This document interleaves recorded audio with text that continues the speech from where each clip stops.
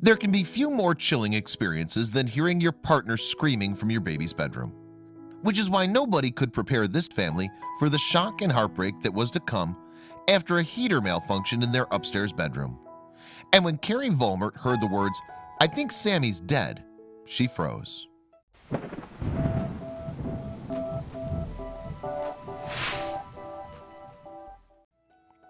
On February 28, 2016, Carrie and Larry Vollmert from Fort Worth, Texas, put their 17-month-old daughter to bed like it was any other night. She'd cried a little bit, but as usual, after a couple minutes she was asleep. Unfortunately for this happy family, however, they were about to discover something terrible the next morning that would change their lives forever. The married couple had set up a happy home with their 2 children, Jackson, 3, and Sammy, 17 months. With everything in place, the 4 of them were leading an idyllic life. Carrie would likely never have believed that something so awful was lying in store for them. It was Larry, Sammy's father, who'd made the hellish discovery on the fateful day. Larry had to endure something that no parent should ever have to. He walked in to find his princess's lifeless body in her crib. The desperation and screeching panic in my husband's voice the next morning as he went to retrieve her from upstairs is something I'll never forget, Carrie subsequently wrote on Facebook in April 2016.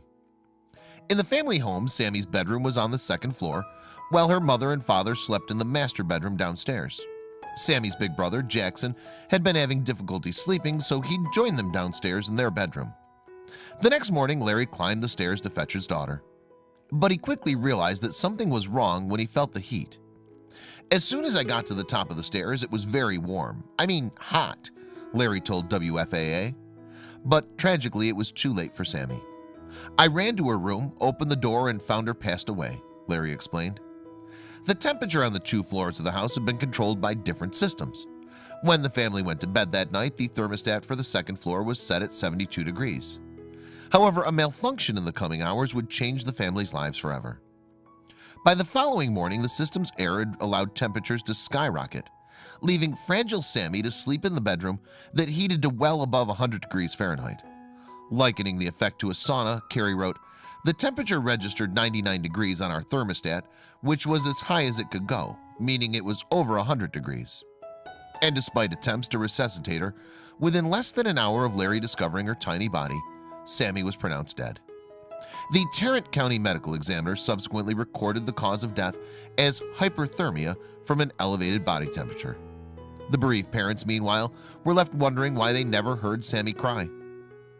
After doctors explained that Sammy had passed away in her sleep, the couple knew that their baby would not be able to make a sound before her body failed. Further harrowing news came when doctors warned that due to his age, had Jackson been in his usual bedroom that night, he could have died too. Young children cannot regulate their own body temperature and do not sweat as much as adults, which makes them much more susceptible to overheating. Dr. Todd Wolf, a pediatric emergency physician from Fort Worth, told the Star-Telegram. Searching for an answer, Carrie replayed the events of the night before. She'd let Sammy say goodnight to her dad, and then she'd taken her up to her bedroom. After cradling Sammy in her sleep sack, Carrie had placed her daughter into her crib for what would be the last time. This sack was just one of the many ways in which Carrie had endeavored to keep her baby safe. In addition to keeping stuffed animals and pillows out of the crib, Carrie had also ensured that her babies had breathing monitors up until the age of 1.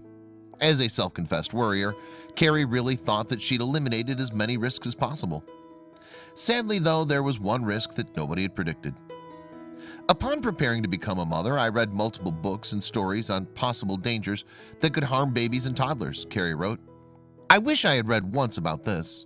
One warning somewhere about heating systems could have ensured that Carrie had kept the breathing monitor or invested in a thermometer. Then perhaps everything could have been different. Once they received the devastating news that Sammy's death had been caused by a heating system malfunction, the Vollmerts found a lawyer and began looking into legal action against the heater's manufacturer. The family needed explanations. Their baby had died a similar death to those left for too long in hot cars, but had done so in the safety of her bedroom, and Carrie felt like she had to take action. Not long after the incident, Carrie began spending her evenings researching similar events online. And that was when she decided to set up a Facebook page in memory of her daughter, called Remembering Sammy Joyce Vollmert. Over the past year, the family posted memorable stories, photos and videos of their princess as they remember her.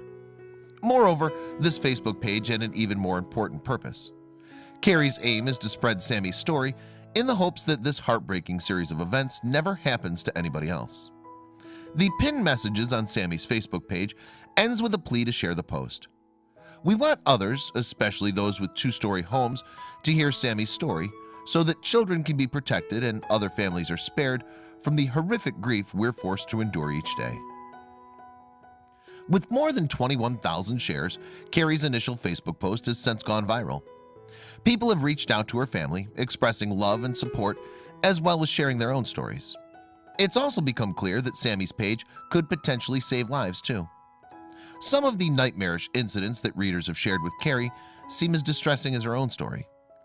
On top of the numerous close shaves, Carrie's heard about children turning blue and having to be thrown in a bathtub, as well as parents who have walked into bedrooms that are 90 degrees Fahrenheit.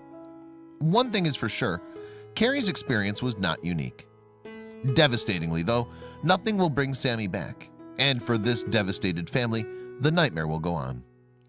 We miss her every second of the day, Carrie told WFAA. There's a very large hole in our family without her here. The door to Sammy's bedroom is now always open. Its white wooden crib still stands, with plush toys filling the room. I can't stand to see the door closed, Carrie explained to the Star-Telegram. I don't want to ever feel like we've forgotten about her. I hope you like this video. If so, please hit the subscribe button and click on the bell icon to make sure you never miss a video from our channel.